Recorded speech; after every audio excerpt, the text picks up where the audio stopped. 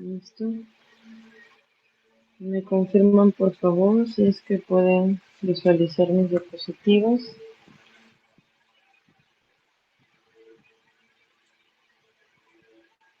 Sí, Mila. Ya, muchas gracias. Listo. Este es un tema bastante importante y bastante cotidiano que nosotros vamos a ver en la emergencia.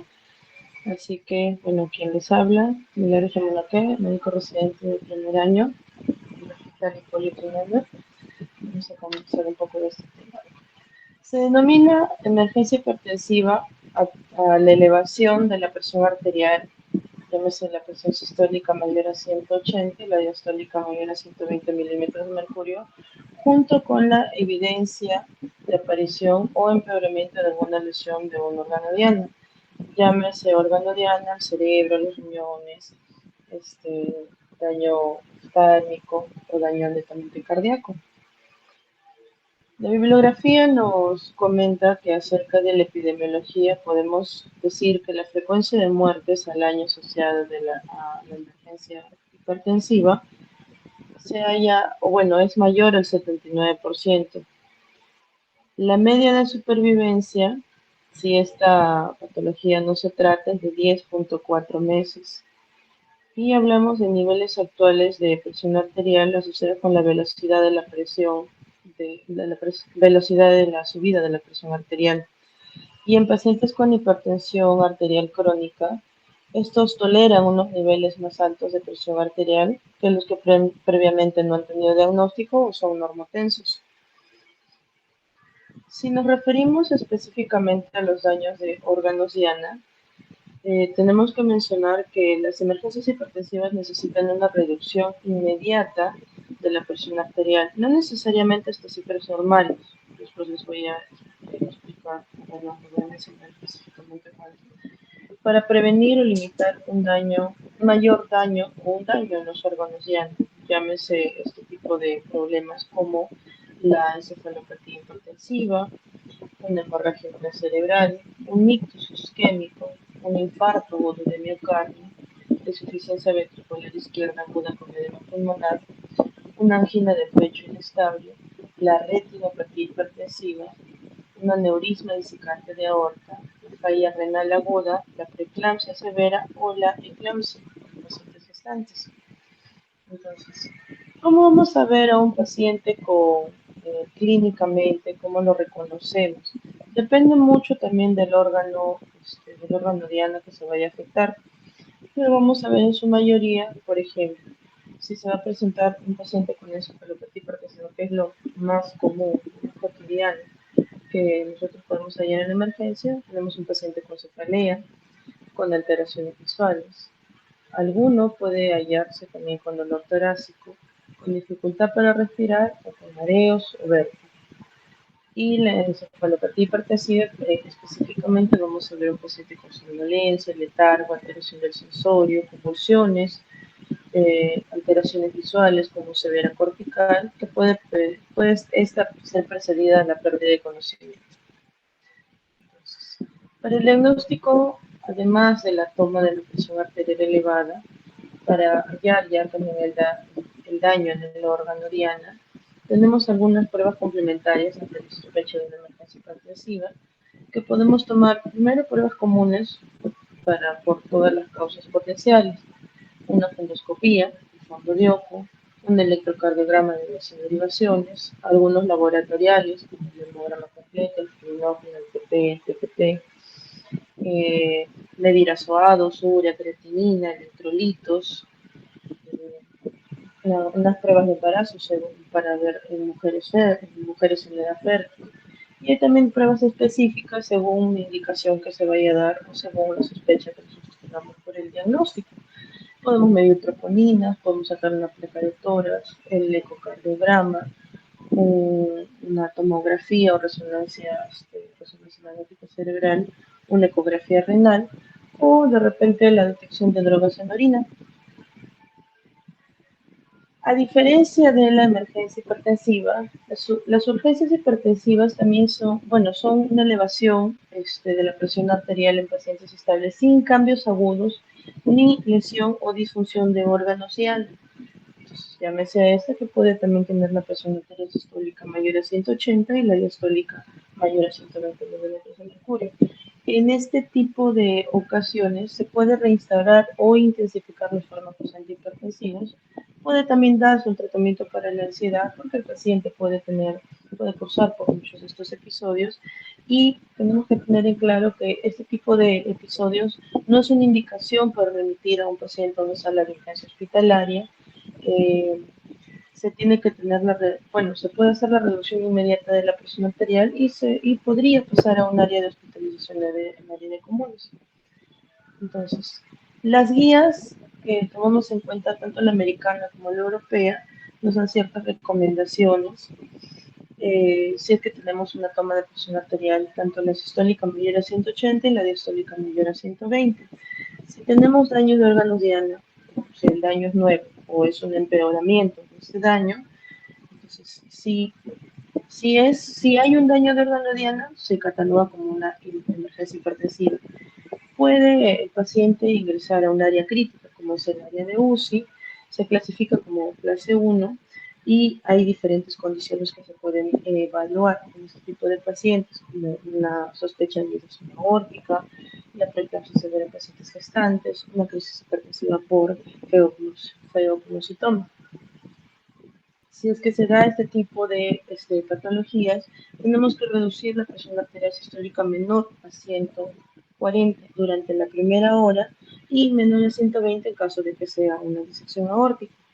Y si es que no, se puede reducir la presión arterial máximo un 25% de la toma total en la primera hora y luego se tendría que mantener 160, 100, hasta 110 en las siguientes 2 a 6 horas y luego los valores normales en las 24 a 48 horas.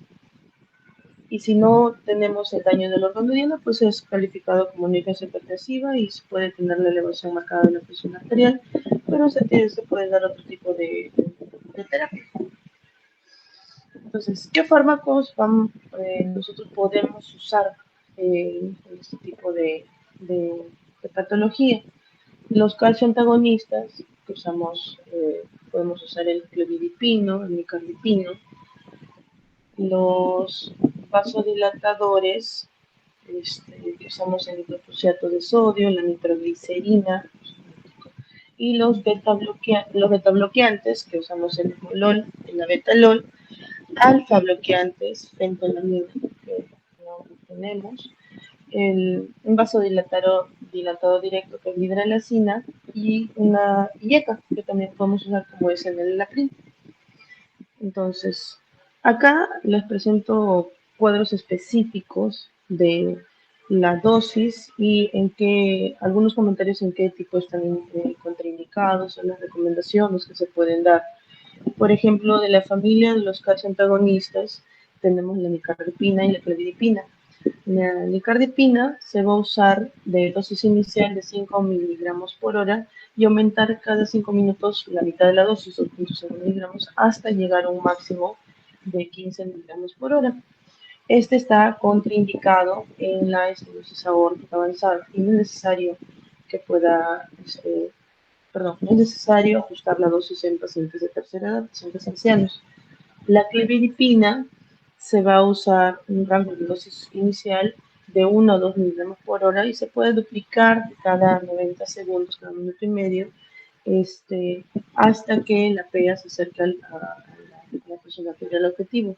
Luego se puede aumentar menos del doble de la dosis cada 5 a 10 minutos y una dosis máxima de 32 miligramos por hora durante hasta máximo 72 horas. Bueno, y como comentario, este fármaco está contraindicado en pacientes con alergias a la soya, a los huevos, a los derivados, en pacientes con metabolismo de lípidos defectuoso. Los vasodilatadores dependientes de óxido nítrico, tenemos el nitroprusiato de sodio y la nitroglicerina. En el topoxato de sodio se va a usar como dosis inicial de 0.3 a 0.5 microgramos por kilo minuto y se puede aumentar de 0.5 para llegar al objetivo de la presión arterial y en una dosis máxima de 10 microgramos por kilo minuto. La duración del tratamiento tiene que ser lo más corto posible y para dosis de infusión se puede usar mayor o igual a 4 a 10 microgramos por kilo minuto o mayor a 30 minutos de duración y se puede administrar con tiosulfato para prevenir la toxicidad por cianuro. Y esto es recomendado en un monitoreo intraarterial de presión arterial para prevenir los de Shock y se usa en dosis menor en ancianos también. Y ahí también describen que hay una toxicidad por cianuro por uso prolongado que puede provocar cambios neurológicos, que estos también pueden ser irreversibles. La nitroglicerina, la dosis inicial, se va a dar en 5 microgramos por minuto y se puede aumentar en 5 microgramos también por minuto cada 3 a 5 minutos hasta un máximo de 20 microgramos por minuto. Y este fármaco solo se usa en pacientes con síndrome coronario agudo y o edema pulmonar y no está recomendado en pacientes con hipovolemia. Otros vasodilatadores que tenemos es la hidralazina, que la dosis inicial describen de 10 miligramos en infusión lenta endovenosa en dosis inicial de máximo 20 miligramos y repetir de cada 4 a 6 horas según lo que se pueda necesitar. Y en los bloqueadores adrenérgicos tenemos un antagonista selectivo receptor beta, que es el esmolol. La dosis carga de 500 a 1000 microgramos por kilo minuto por un minuto, seguida de una infusión de 50 microgramos por kilo minuto. Y para una dosis adicional, la dosis en bolo se repite y se aumenta la infusión de 50 microgramos por minuto, según sea necesario, hasta una dosis máxima de 200 microgramos por kilo minuto. Y de los beta bloqueadores adrenérgicos como un antagonista mixto de receptor alfa y beta no selectivo, tenemos el abetalol. Una dosis inicial de 0.3 a 1 miligramo por kilo, máximo 20 miligramos, en una inyección lenta endovenosa cada 10 minutos o de 0.4 a 1 miligramo por kilo hora en infusión hasta los 3 miligramos por kilo hora y se ajusta la tasa de infusión hasta una dosis acumulada total de 300 miligramos y esta dosis puede repetirse de 4 a 6 horas. Y tenemos bloqueadores adrenérgicos, el antagonista no selectivo realfa, que es la fentolamina, y tenemos también el antagonista selectivo del receptor de dopamina, el fenolopam, y el YECA, que también puede usar, que es el enalapril, que tiene por la dosis inicial es de 1.25 miligramos en un periodo de 5 minutos y la dosis puede aumentarse hasta 5 miligramos cada 6 horas según sea necesario para llegar a una presión arterial objetiva. Recordemos también que este fármaco está contraindicado en el embarazo y no debe usarse en los pacientes con infarto agudo de miocardio o esclerosis bilateral de la arteria renal. Entonces, según las comorbilidades, encontré aquí otro cuadro, más o menos de lo que, un resumen de lo que hace un rato hablé. Por ejemplo, si tenemos un paciente con una comorbilidad de disección aórtica aguda, el fármaco ideal o preferido podríamos usar el esmolol o el abetalol, pero con esto se requiere una disminución rápida de la presión arterial sistólica a menor o igual a 120 en aproximadamente 20 minutos. Si tenemos un paciente con edema asociado a una comorbilidad de edema agudo de pulmón, podríamos usar la nitroglicerina, el nitroclosiato, pero recordar que los beta bloqueantes están contraindicados. Y si tenemos un paciente asociado con síndrome coronario agudo, se puede usar la nitroglicerina, el esmolol, el abetalol y el nicardipino. Y también ahí describen beta-bloqueantes, algunos que están contraindicados, sobre todo cuando hay bradicardia menor, con menor a 60 latidos por minuto, cuando hay una mala perfusión periférica o cuando hay un bloqueo auriculoventricular de segundo o tercer grado. Si tenemos un paciente con una falla renal aguda asociada, podríamos usar el clobidipino, nicardipino o el fenoldopan. Y si manejamos una gestante, los fármacos ideales podrían ser la hidralazina, el labetalol y el nicardipino. Y si hay un paciente con exceso de catecolaminas, podemos usar la fentolamina, el clobidipino y el nicardipino, pero también recordemos que estos fármacos requieren una disminución rápida de la presión arterial menor a 140 mililitros de mercurio. Y para hablar de los SBI químicos, le voy a presentar otro cuadro.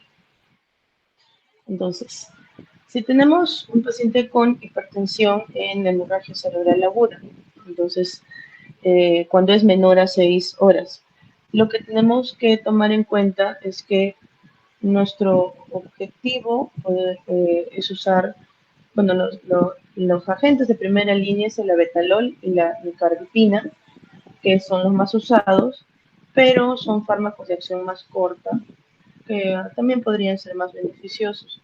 Entonces, los objetivos en este tipo de situaciones es la disminución de la presión arterial sistólica menor a 140.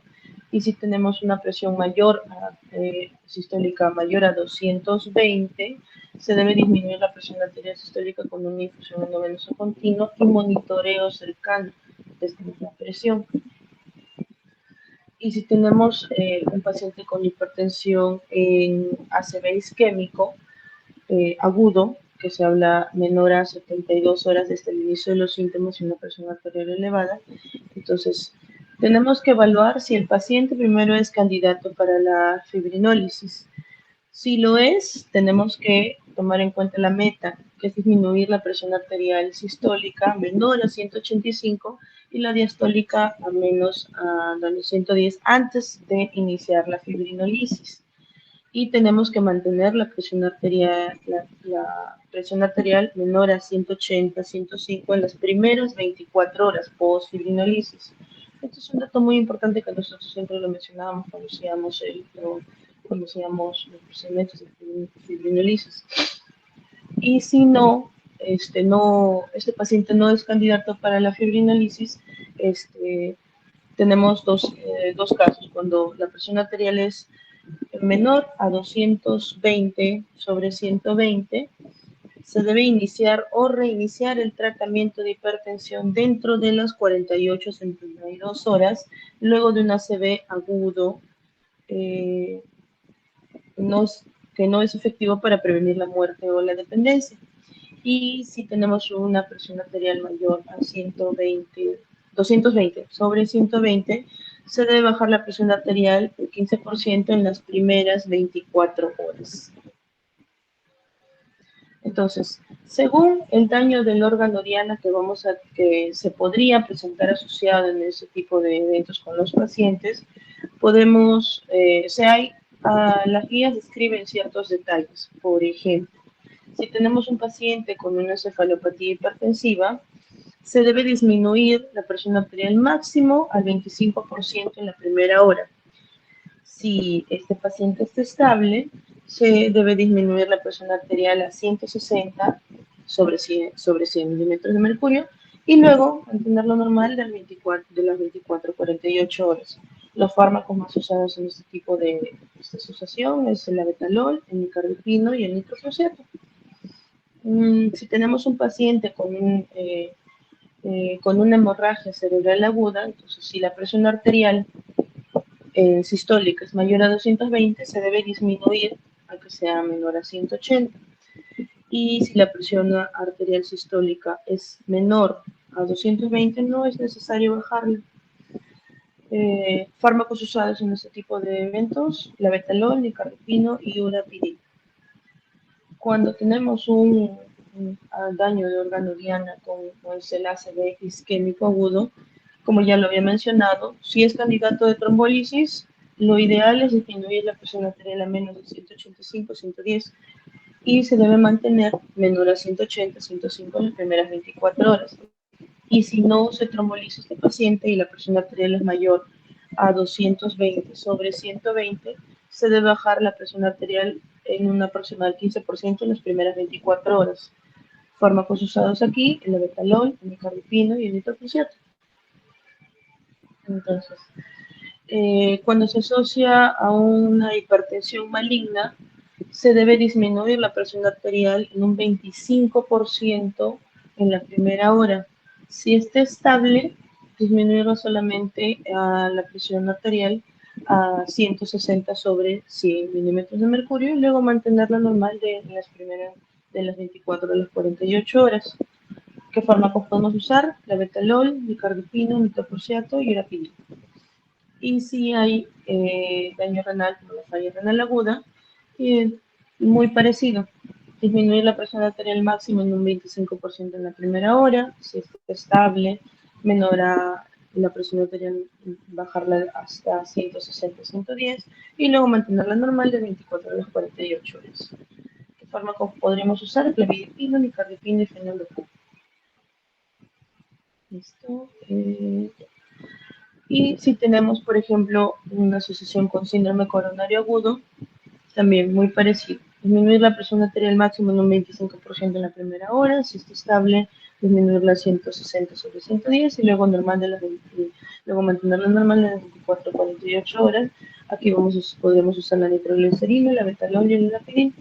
Si hay un paciente con edema agudo de pulmón, también disminuir la presión arterial máxima en un 25% en la primera hora y luego mantenerla normal de 24 a 48 horas. Pero en algunas guías del 2020 nos podrían mencionar que en ciertas ocasiones se puede disminuir la presión arterial de manera inmediata con algún uso de estos fármacos y la presión arterial sistólica mantenerla menor a 140 milímetros de mercurio. Y por último, también cuando tenemos un paciente con asociación a una complicación como la disección aórtica, en este caso, sí podría darse la disminución inmediata de la presión arterial y lo ideal sería mantener la presión arterial sistólica menor a 120 en 20 minutos durante la primera hora y también tomar en cuenta la frecuencia cardíaca que tiene que ser hasta 60 solamente. Fármacos que vamos a usar aquí, el ismolol, el adetalol y el nitroprusiato. Y en gestantes también se sugiere la disminución inmediata de la presión arterial y mantener una presión arterial sistólica menor a 140 en la primera hora. Se puede usar aquí la hidralacina y el abetalol y hasta en algunas ocasiones el sulfato de magnesio. Y cuando hay un paciente con exceso de catecolaminas, también se puede hacer la disminución inmediata de la presión arterial y se debe mantener una presión arterial menor a 140 milímetros de mercurio en la primera hora. Entonces, aquí podremos usar la fentanilina, el clobidipino y el nicardipino. Listo. Sería todo, doctores. No sé si tienen alguna pregunta.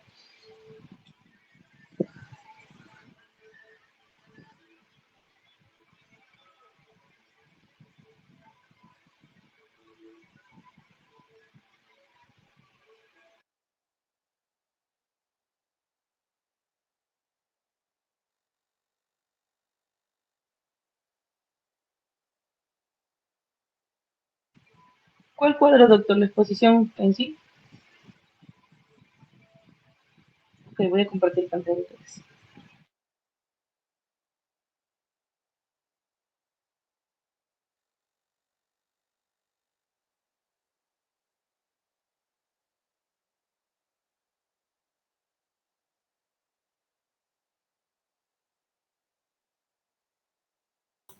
Buenas noches con todos. ¿No me escucha, doctor?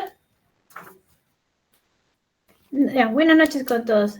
Bueno, estaba interesante la exposición de Mila con el tema de, bueno, cuáles sean los objetivos que se tienen que lograr de acuerdo a cada patología, ¿no? Tener en cuenta de que a veces cuando vemos una presión muy elevada, hablando de más de 180, a veces teniendo en cuenta también que haya efecto en lo que es el órgano diana o a nivel de algún órgano efectivo, tenemos a veces el deseo impetuoso de querer bajarlo rápido, ¿no? Pero ahí nos indican pues las guías y Mila nos hace recordar de que a veces no es tampoco bajarlo rápido, sino lograr ciertos objetivos, ¿no? A veces bajar de un 10 a un 15% o hasta máximo un 20% dentro incluso de las 24 horas.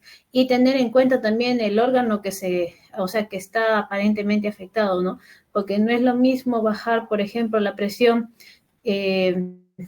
que tenemos, por ejemplo, mayormente el órgano diana que siempre mencionan los pacientes cuando vienen con una presión muy elevada es las encefalopatías, ¿no?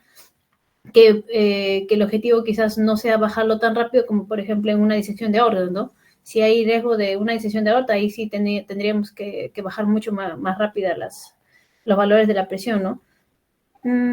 Y bueno, tener en cuenta de que cada patología, bueno, hay ciertos medicamentos que se pueden estar indicados, ¿no? Por ejemplo, en el caso que mencionó, ¿no? En el caso de lo que es el edema agudo de pulmón, el uso quizás de nitratos o diuréticos que puedan ayudar y no, por ejemplo, el uso de los beta bloqueadores en ese caso que si se presenta pues una presión arterial muy elevada en estos pacientes, ¿no? Eso nomás, doctor.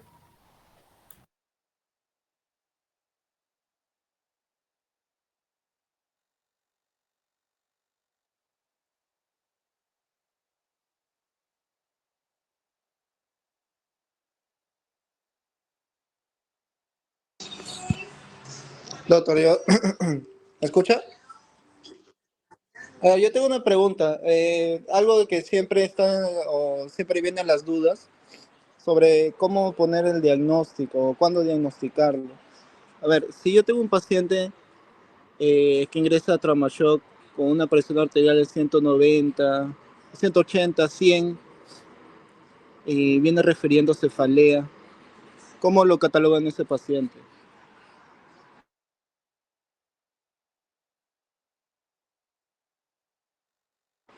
O no Bueno, solamente puede ser cefalea, puede ser cefalea, palpitaciones. ¿Cómo lo catalogan? ¿Qué diagnóstico le pondrían?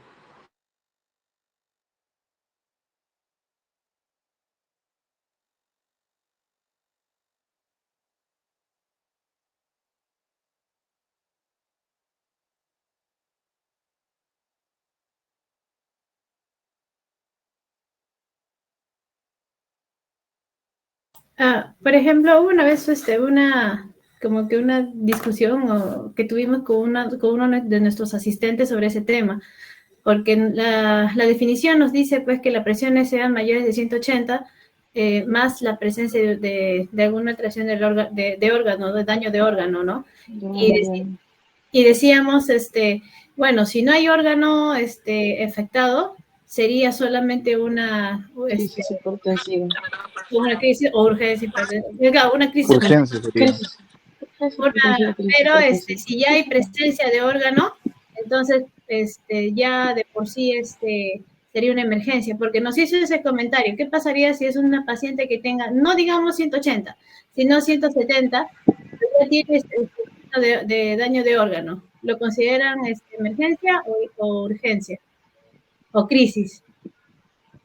Y bueno, en lo que quedamos, bueno, sí, ahí sí nos gustaría que nos saquen de la duda, en lo que quedó en esa conversación fue de que basta que haya signos de órgano, de daño de órgano, se consideraría una emergencia hipertensiva, sea la presión que tenga. Entonces, ¿cuál es el diagnóstico de mi paciente? El que acabo de decir.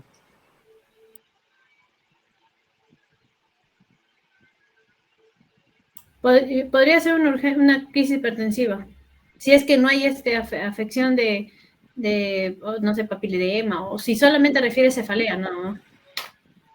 Urgencia hipertensiva. Claro.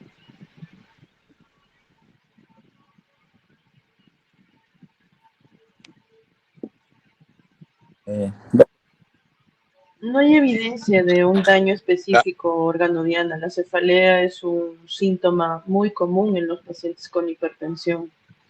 El doctor ha mencionado solo cefalea. No hay ningún otro síntoma adicional. Podría ser catalogado como una urgencia o una crisis hipertensiva, más no una emergencia. Hola, doctor, ¿me escucha? Sí, doctor. Buenas noches con todos, ¿qué tal? A ver, chicos, sí es cierto, es lo que mencionó el colega anteriormente, el término de mantener el término de urgencia hipertensiva es algo discutible, ya que hace un tiempo atrás se viene tratando de dejar de lado el término de urgencia hipertensiva versus la nueva determinación de una hipertensión arterial no controlada, o como menciona el estudio base del 2015 que salió el término, de por qué dejar de lado el término de urgencia hipertensiva como tal, ¿no? Porque existen pacientes que son hipertensos de base y si bien es cierto, a presiones, testigos manejan presiones elevadas de por sí y ahí se nos pueden ir un poco el diagnóstico o viceversa. Hay pacientes que no manejan presiones tan altas que sin llegar a las definiciones como tal de las distintas sociedades, ¿no? Por ejemplo, la que mencionó Milagros de 180 sobre 120, pueden estar haciendo un daño de órgano blanco. Entonces, lo que se habla en la actualidad es dejar un poco de lado la nomenclatura de urgencia hipertensiva y catalogar más bien al paciente como una hipertensión severa aislada, donde son pacientes que, si bien es alto, tienen los valores elevados, pero cursan con sintomatologías, cursan, perdón, asintomáticos, y lo más importante, con un riesgo bajo de presentar algún tipo de convertirse en una emergencia. Mientras el otro grupo de pacientes como hipertensión arterial severa, con riesgo aumentado, ya sí son pacientes que tienden, ¿no? El tema de una expresión a nivel cardiológico, nefrológico, neurológico, o tienen cefalea, tienen vértigo, tienen un dolor torácico, sea típico o atípico, ¿no?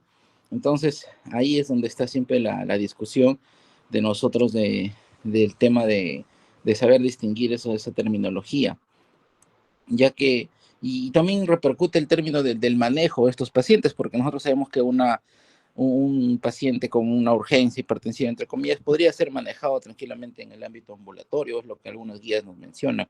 Entonces, ahí también entra a tallar ese aspecto de cómo catalogar a los pacientes. Entonces, para ese tipo de pacientes tenemos que enfocarnos, sobre todo para el tema del tratamiento, de cómo enfocarlos, si es un paciente hipertenso, tratado anteriormente con una terapéutica de base, en la cual tenemos dos caminos, ¿no? Si ese paciente está con una adherencia correcta a esa terapéutica, y si es que es adherente, ejemplo, tengo un paciente dice, doctor, soy hipertenso de casi 40 años, bueno, ya menos, de 10 años, y tomo tal pastilla, pero sin embargo siempre vengo a la emergencia con y sube la presión, entonces tú tienes que ver, realmente el paciente es adherente a ese tratamiento, si él te dice que sí toma y realmente tú corroboras que está tomando, tienes que ver si vas a modificar la dosis, o aumentar de repente, o ponerle un antihipertensivo adicional o un diurético, ¿no?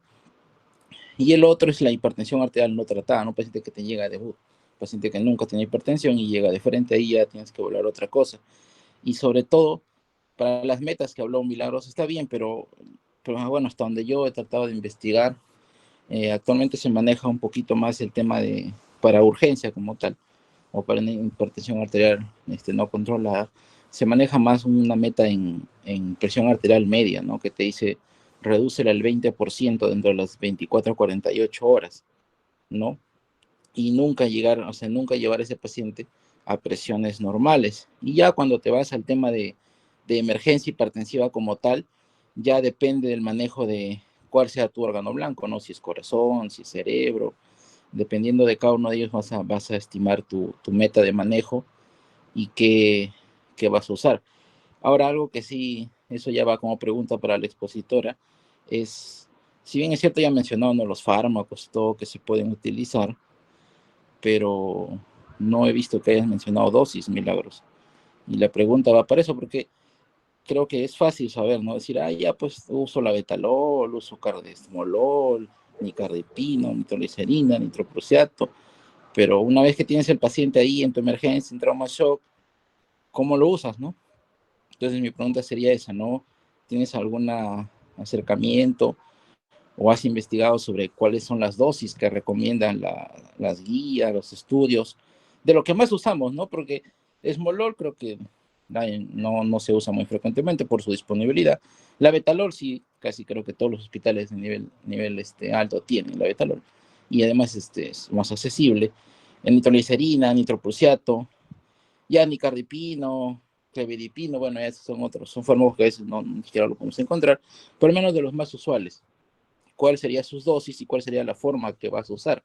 Porque ese es el objetivo, creo, de también que revises el tema, Milagros, de que te hagas la idea de cómo empezar a manejar como una urgencia, pero como una emergencia hipertensiva, ¿no?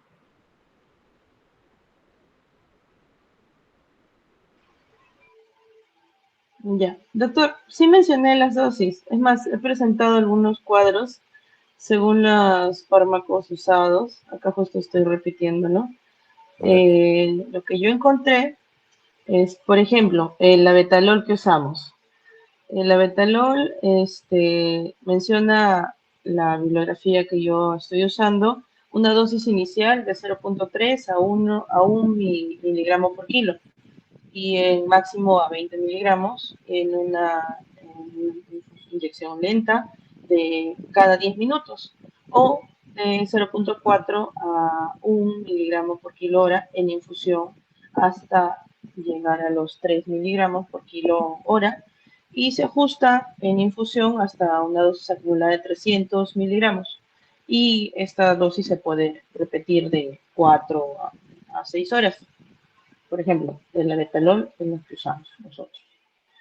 El abetalol nosotros lo usamos, si no me equivoco, viene en ampolla de 5. la nitroglicerina y el nitroprusiato. Ahí puedo ayudarla un poquito, por Sí, ejemplo. acá está el nitroprusiato. Ah, ya. Sí, dale, Evelyn. Porque en lo que es nitroprusiato se maneja microgramos. Ahí sí Ajá. tendría que ser a 0. Si no me equivoco, lo que apunté, lo que mencionaste, era de 0.25 a 10 3. microgramos por kilogramo. Ah, bueno, entonces, bueno. De 3 a 5, de 0.3 a 0.5 en microgramos Ya. por kilo minuto. Y en lo que es la nitroglicerina, bueno, yo tenía Y 5. apuntado de 5 hacia hasta 100 microgramos por minuto. ¿De qué están hablando, chicas? ¿Del De nitroprusiato? nitroglicerina y del nitroprusiato. Lo que dije primero fue el nitroprusiato. De 10 microgramos kilo minuto. Y el Ajá. nitroglicerina es de 5 hasta 200 microgramos minuto, si lo vas a poner en infusión. Ah, ya, porque yo lo tenía hasta de 5 a 100. Pero lo corregiré para mí. Ya, muy bien.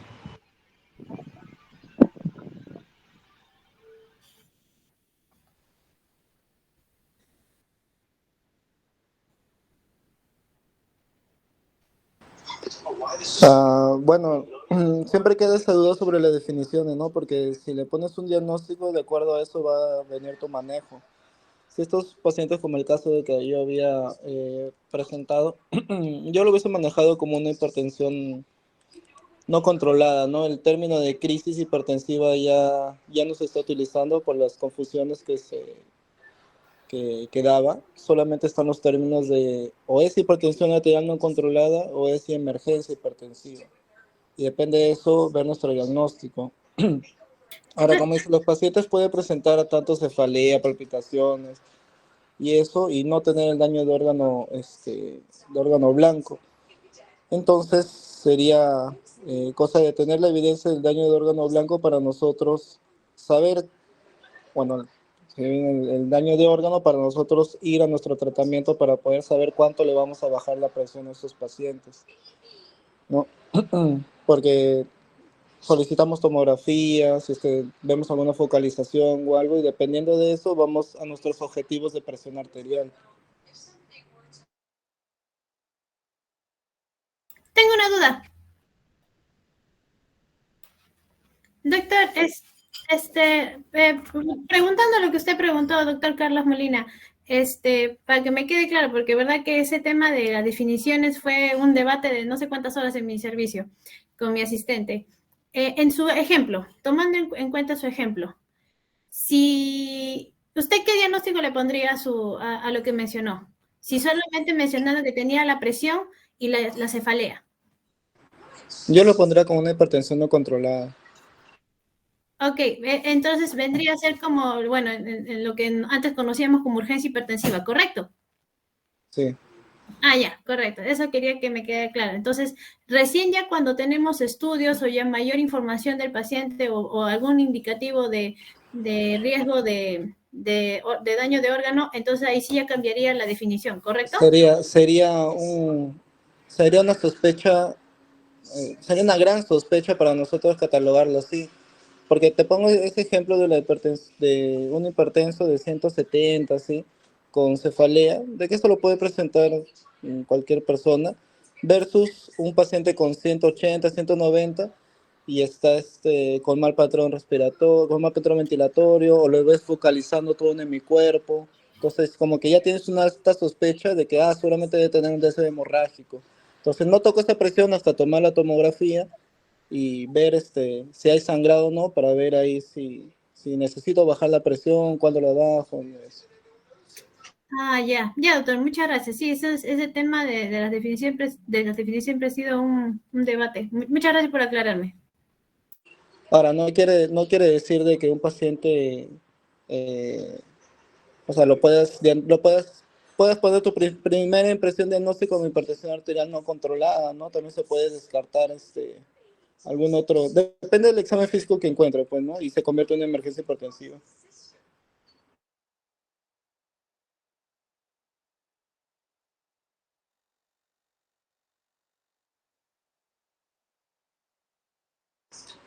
Hubiese sido también, o bueno, ya puede quedar para otra exposición sobre el tema del manejo de la hipertensión, porque eso también tiene bastantes ítems para poder abordar en cuánto tiempo le baja la presión, o sea, qué medicamentos, el versus, pues, ¿no? Será como para una idea de otra exposición. Doctor, buenas noches.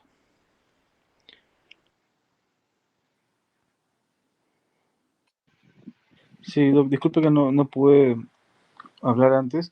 Básicamente, resumiendo todo lo que se estuvo conversando, es un temita corto pero interesante, ¿no? En relación a lo que han aportado los colegas, es cierto que ya no se usa mucho el tema de urgencia hipertensiva, ¿no? Aunque, bueno, se sigue viendo en Vox, ¿no? Que aún lo siguen catalogando, ¿no? Más se tendría que utilizar ahora, como dice el doctor Carlos, ¿no? Lo de diagnósticos o por último, si es una emergencia hipertensiva, una hipertensión controlada o no controlada, pero es muy importante tener en cuenta el manejo terapéutico, ¿no? Que sea escalonado, ¿no? O si es un paciente que prácticamente ya maneja un tratamiento farmacológico, o en el caso que no se ha controlado, ir escalándolo en base a lo que él más necesita, o como mencionó el doctor Eric, también regulando con la causa subyacente que lo pueda también estar ejerciendo, ¿no? Lo otro justo lo iba a mencionar, pero el doc se adelantó. Sería bueno este tipo de tema dividirlo, ¿no? En otro tipo de exposición en la que se puedan utilizar guías actualizadas en base a medicamentos como un comparativo, ¿no? Como si fuera un metaanálisis para poder ver cuál sería el mejor abordaje terapéutico o si nuevos alcances con respecto al manejo de estas emergencias hipertensivas, ¿no?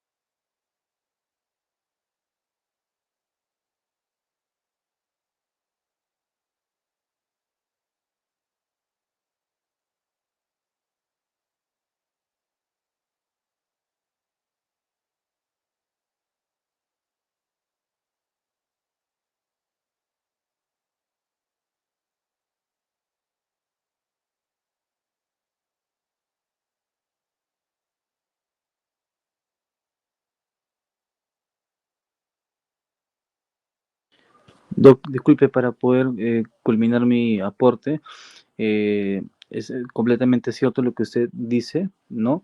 Porque, por ejemplo, si mal no recuerdo, hasta para patologías tipo de hemorragia supraranoidea o hemorragia intracraneal, con respecto al tema de las emergencias hipertensivas, no se usa cualquier tipo de antihipertensivo, ¿no? Hasta se debatió una exposición hace un mes y medio, sobre la pregunta si se utiliza nitroglicerina o la betalol, ¿no? Entonces, ahí haciendo el estudio de ambos antihipertensivos, ¿no?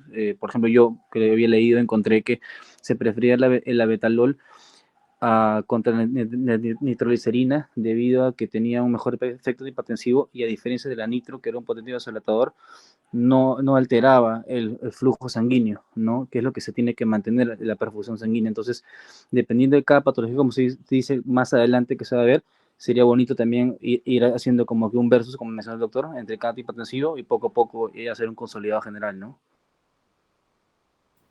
Si puedo aportar un poquito a lo que dijo Marquito, es exactamente, ¿no? O sea, la indicación de los medicamentos es de acuerdo a lo que tiene el paciente. Porque, por ejemplo, ya hablando en el caso del ACV, ahí prefieres algo que te mantenga un poquito bajo hecho, que te haga o sea,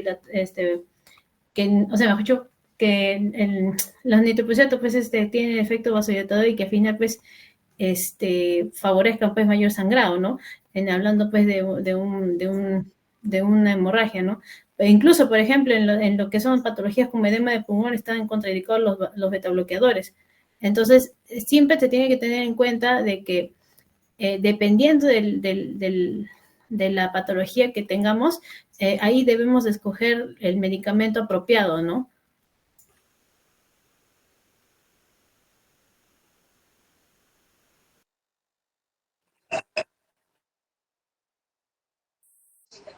O sea, por eso decía, cuando tengan un paciente con presiones altas y una gran sospecha, primero diagnostiquen el órgano blanco antes de administrar su antihipertensivo. Depende de eso, vienen los objetivos.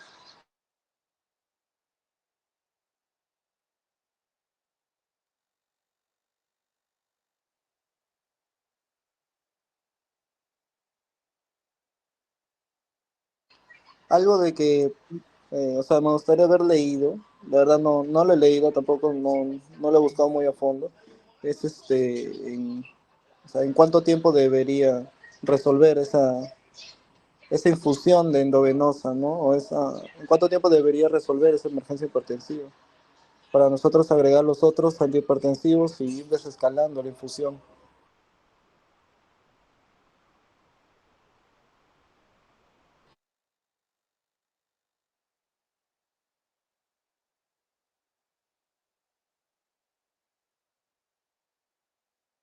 No, lo siento, me emocioné, pero lo que pasa es que tenía entendido de que, por ejemplo, en el caso de las emergencias hipertensivas, incluso la disminución de ese, por ejemplo, de esos, de la presión, es hasta un 20% aproximadamente, pero desde un máximo hasta de 24 horas aproximadamente.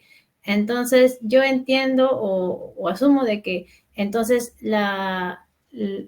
la disminución o el efecto que yo estoy viendo en el paciente después de usar el antihipertensivo, sería quizás pasado pues por lo menos 24 horas. Entiendo, quizás, o quizás me estoy confundiendo.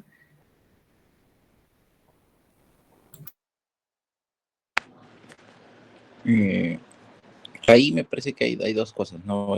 Primero, la duración de la infusión como tal va a depender de las metas, ¿no?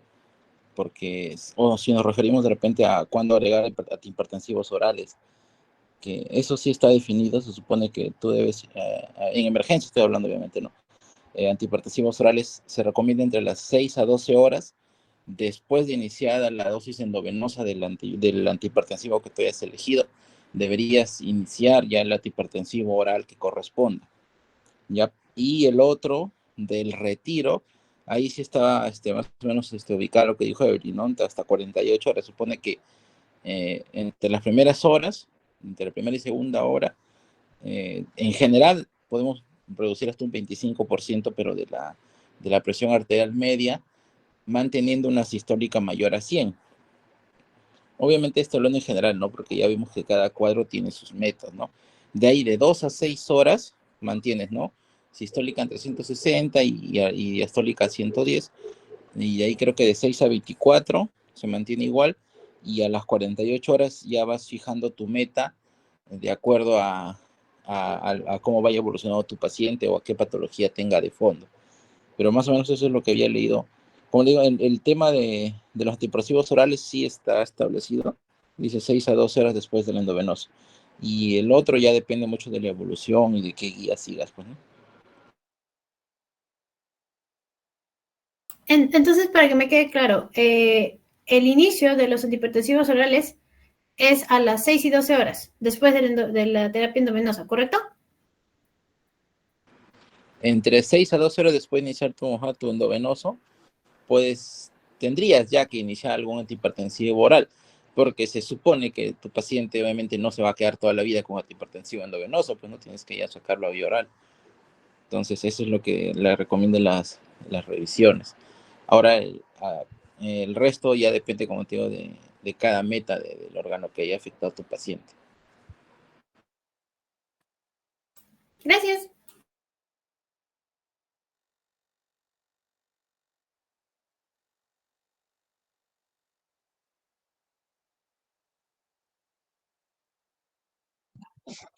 Buenas noches con todos. Una consulta. ¿Y cuándo decido usar un segundo antihipertensivo oral en los pacientes cuando vamos a empezar a dar la terapia oral antihipertensiva?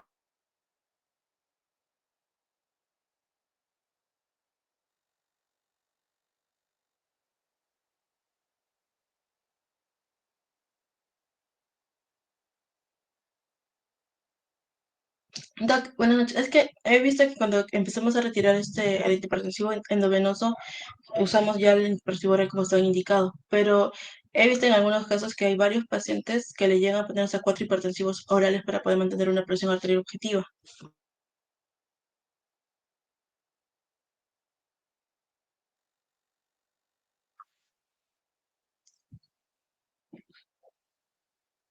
Sí.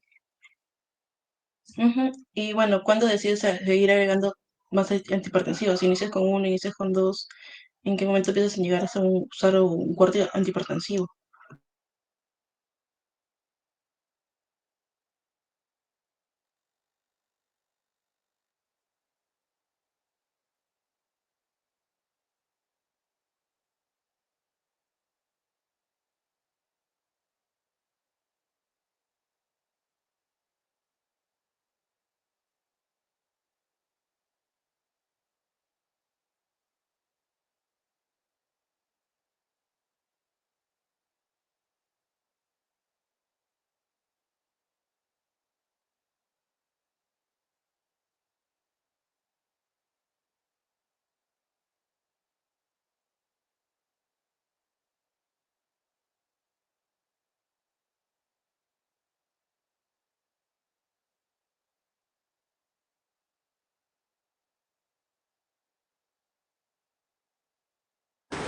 También hay o sea, le recomiendo esa parte de protección no controlada porque ya se volvería como tal. En el Up to Date, voy a ver si tengo la bibliografía para poder ponerla, para poder compartirla ahí en el grupo. Pero también depende de la comorbilidad del paciente, si es que inicias con monoterapia o una terapia dual.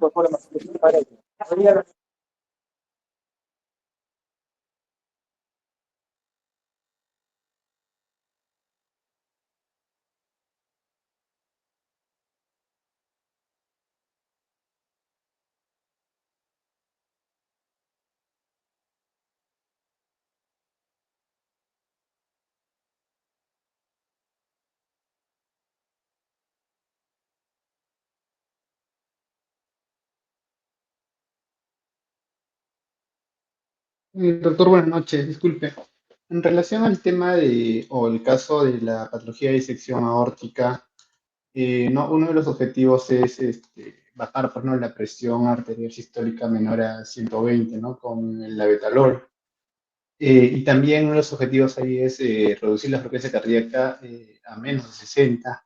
La betalol es, se puede decir, el único medicamento que se agregaría o tendría que utilizar otro medicamento más.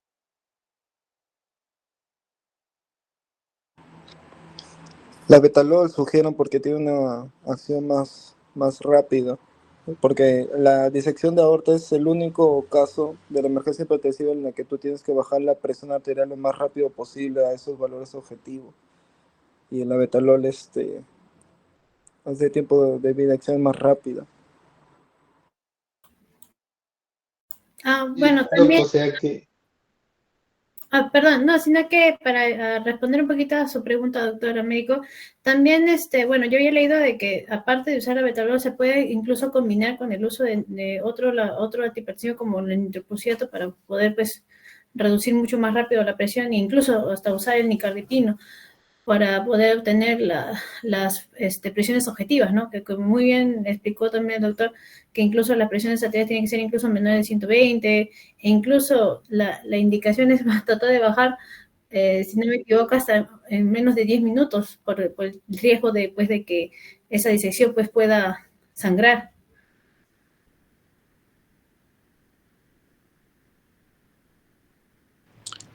El otro fármaco que está indicado ahí es el esmolol también, Doc. Es la betalol, esmolol y como dijo Evelyn, nitroprusiato. Y en realidad sí, pues sí, la meta es bajarlo de inmediato, lo más rápido posible la presión. Había otra pregunta, ¿no? Alguien más preguntó otra cosa. Yo iba también a aportar algo sobre eso. No recuerdo.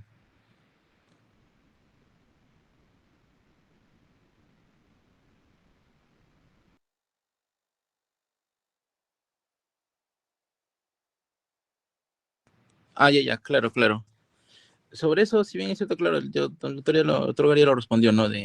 Es de acuerdo al objetivo que tengas en tu paciente, ¿no? Y bueno, está no establecido, sino que ya las guías te dicen, ¿no? Primero inicias con YECA o ARA, y luego vas agregando calcio antagonista, luego YECA más ARA más calcio antagonista, luego eso más diuréticos, y luego ya si es hipertensión arterial resistente, ya te dicen que consideres consideres el uso, perdón, consideres la ampliación de estudios, ¿no? Para ver a qué se debe, pero básicamente la decisión creo de agregar o este otro hipertensivo es por la presión objetivo, pues, ¿no?